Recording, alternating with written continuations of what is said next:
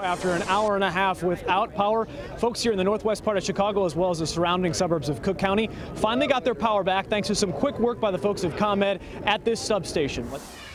Kevin. Mark the scene. The place where this shooting happened is that building way off in the distance. It is in an alley that is between Mozart and California. We have been told that there are 253,000 people without power. In this area, they lost power for roughly 2 hours. This is it. We are along the banks of the Fox River, roughly 65 yards in from where the water typically stops. And in spots here, I am 6'1", it comes up to my knees, in other spots up to my hips. With some exclusive information to Fox News Chicago, a police source telling us that yesterday during the search of the Petersons' home, a cadaver dog made a hit in the Petersons' upstairs bedroom and out here at this lake here in Bolingbrook off the Bolingbrook Airport, meaning that dog picked up the smell of a dead body.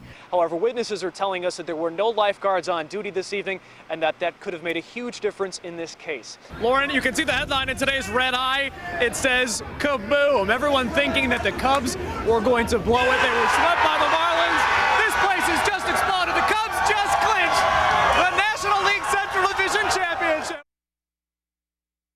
You can see that the intersection, as you said, now cleaned up, but it was closed up to about 15 minutes ago, and that's because 8 people were taken to 4 area hospitals after an ambulance hit one car. That car was then rear-ended by another car, but a third car, the one that could have started all of this, Chicago firefighters think that one may have taken off.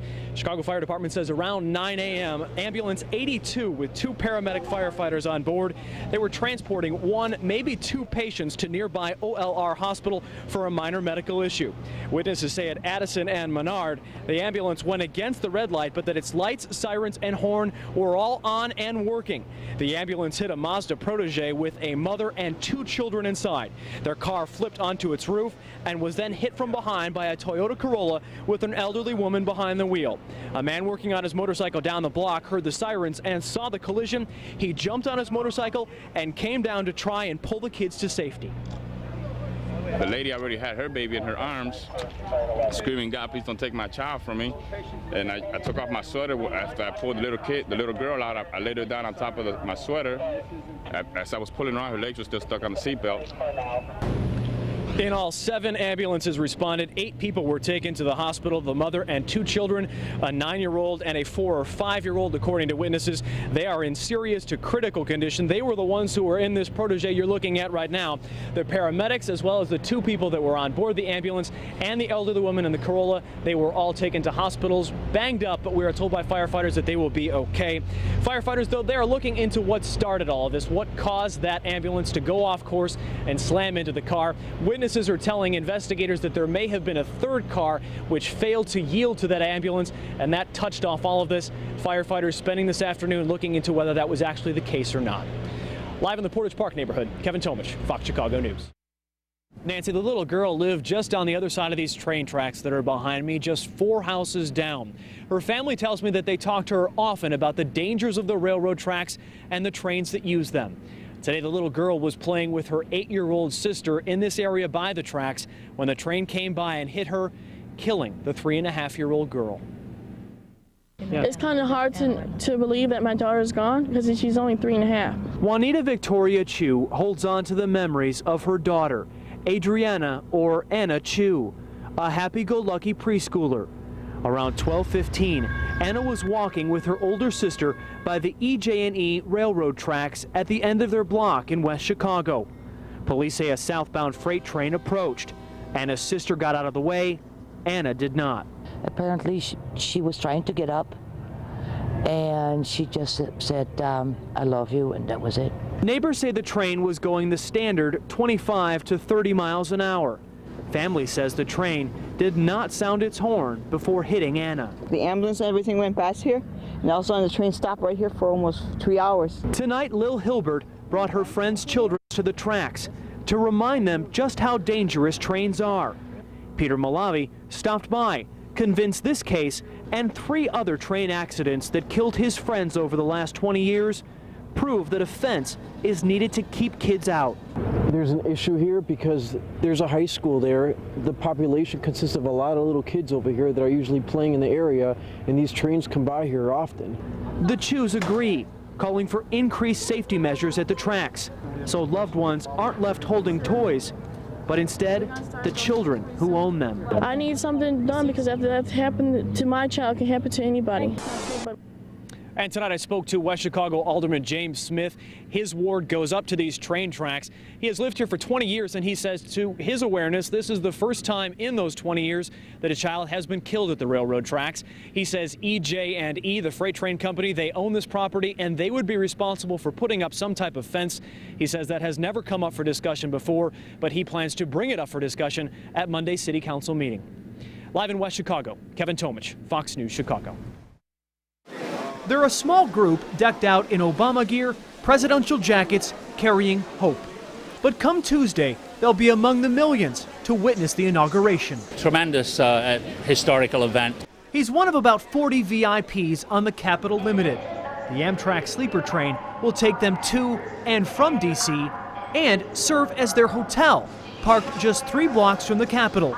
Coincidentally, it's this couple's third inauguration.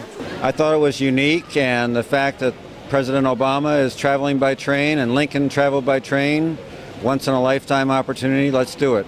The trip cost $2,600 per person, but Alvin Harvey says even on his retirement income, that's a bargain to see history. You know, to see an African American become president of the United States, that I never thought that I would see it in my lifetime. The inauguration's the talk for these 26 Chicago students headed to Washington from Midway. During the presidential race, they campaigned for 9 candidates in 5 states with the MIVCA Challenge. As a reward, organizers selected a few to see the fruits of their labor firsthand. Back at Union Station, she's got Barack Obama's book. But we don't have tickets, so we may get stampeded by the crowd. Are you all right going all that way and not getting in? I am. Chicago Alderman Eugene Schulter and his wife are marking more than a new president. They're celebrating their 30th anniversary. Schulter and Alderman Dick Mell both plan to rub elbows with the new president at Tuesday's Illinois Ball. What are you going to say to him? Well, good luck, because this country is in dire straits and we need a new leadership. And we're hoping that he could be the one. Dick Mell is the father-in-law of Governor Rod Blagojevich. While Mell is attending the inauguration and the Illinois Ball, Governor Blagojevich is not. Blagojevich says he was invited to several inaugural events, but he says he does not want to be a distraction. Kevin Tomich, Fox Chicago News.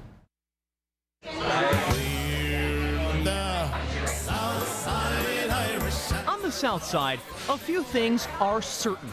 The first Mayor Daley is as beloved as Notre Dame football. A pint of Guinness comes with a shamrock, and the Southside Irish Parade falls on the Sunday before St. Patrick's Day. We just didn't think it was appropriate to have this big celebration on Palm Sunday. Tom McNamara is this year's parade coordinator. A parade moving to March 9th because the parade's traditional day is Palm Sunday. It's a big community event. A community of 300,000 parade goers, most of whom are as Catholic as they are Irish. So really, when you think about what the parade day is all about, it was the obvious thing to do. Most Southsiders give the decision an A-OK. Palm Sunday is a day of celebration, but not that type of celebration. You should be in church celebrating. Whenever they have it, it's fine. Yet the move gets this woman's Irish up because she feels the parade spirit honors the Lord. We celebrate life. We celebrate people who want to bring goodness and joy to life. It's a long, aggravating day either way. Cork and Kerry barkeep Deborah Breen says despite the new date, the bar's bottom line and crowd size will still stay the same. It doesn't matter. It doesn't matter the weather. It doesn't matter what time it is. It doesn't matter the time of year. It doesn't matter. The last time the Southside Irish Parade ran into this date dilemma, 68 years ago in 1940. The next time it happens, our great grandkids will be the one raising the pint in the year 2111. Hopefully I won't be on the committee still at that point.